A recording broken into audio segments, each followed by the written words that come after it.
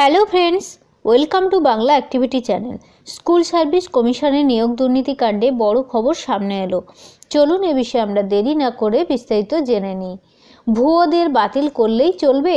অন্যায়ভাবে নিয়োগ পাওয়াদের চাকরি এখনই কিন্তু বাতিল করা উচিত, বিরাট পর্যবেক্ষণ ডিভিশন বেঞ্চের। চলুন আমরা বিস্তারিত জেনে নিই। অন্যায়ভাবে যাদের নিয়োগ হয়েছে তাদের চাকরি কিন্তু এখনই বাতিল করা উচিত বলে পর্যবেক্ষণ কলকাতা হাইকোর্টের ডিভিশন বেঞ্চের। অন্যায়ভাবে যারা চাকরি পেয়েছেন তাদের চাকরি এখনই বাতিল করা উচিত মনে করলেন কলকাতা হাইকোর্টের বিচারপতি দেবাংশু বসাক। বিচারপতি রশিদির ডিভিশন বেঞ্চে কিন্তু এই মামলাটা উঠেছিল। দেশের শীর্ষ আদালত তথা সুপ্রিম কোর্টের নির্দেশে নিয়োগ দুর্নীতির মামলা শুনানি চলছে কলকাতা হাইকোর্টের বিশেষ ডিভিশন বেঞ্চে। সোমবার সেখানেই নিয়োগ সংক্রান্ত মামলার শুনানিতে এই পর্যবেক্ষণ জানায়। ডিভিশন বেঞ্চ জানতে চায়, যারা বেআইনিভাবে চাকরি দেওয়ার কাছে যুক্ত ছিলেন তারা একে একে জেলে গেছেন, কিন্তু যারা বেআইনিভাবে চাকরি পেয়েছিলেন তাদের কি চাকরি গেছে? চাকরি প্রার্থীদের আইনজীবী বিকাশ রঞ্জন ভট্টাচার্য জানান, সিঙ্গেল বেঞ্চ তাদের চাকরি থেকে বরখাস্ত করার নির্দেশ দিয়েছিল, কিন্তু সুপ্রিম কোর্টের আপাতত সেই নির্দেশের উপর স্থগিতাদেশ দিয়ে রেখেছে।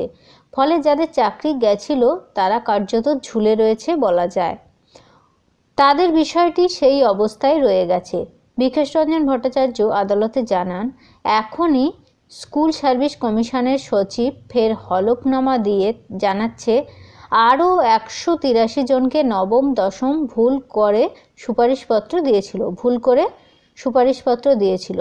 বিচারপতি বসাকের পর্যবেক্ষণ, অন্যায়ভাবে যারা সুযোগ পেয়েছেন তাদের চাকরি এখনই বাতিল করা উচিত। জবাবে বিকাশ রঞ্জন বলে, সেটাই করা হয়নি। যে কোনো দায়িত্বশীল প্রতিষ্ঠান তাই করে, সেক্ষেত্রে এসএসসি সেটা করেনি, সম্পূর্ণ তালিকা দেয়নি, স্ক্যান করে বলেনি এতজন ভুলভাবে চাকরি পেয়েছে। ডকুমেন্ট ছাড়া আইনজীবীদের বাদ দিয়ে নিজেরাই এটা করেছে। বিকাশবাবু বলেন, শুধু চাকরি বাতিল নয়, যারা বেআইনি নিয়োগ পেয়েছেন তাদের গ্রেপ্তার করা হোক। এই সময় আইনজীবী বিকাশ রঞ্জনকে পাল্টা আক্রমণ করেন কল্যাণ। আগামীকাল মঙ্গলবার এই মামলার পরবর্তী শুনানি হবে। তো আপনারা চোখ রাখুন বাংলা অ্যাক্টিভিটি চ্যানেলে বিস্তারিত খবর জানার জন্য।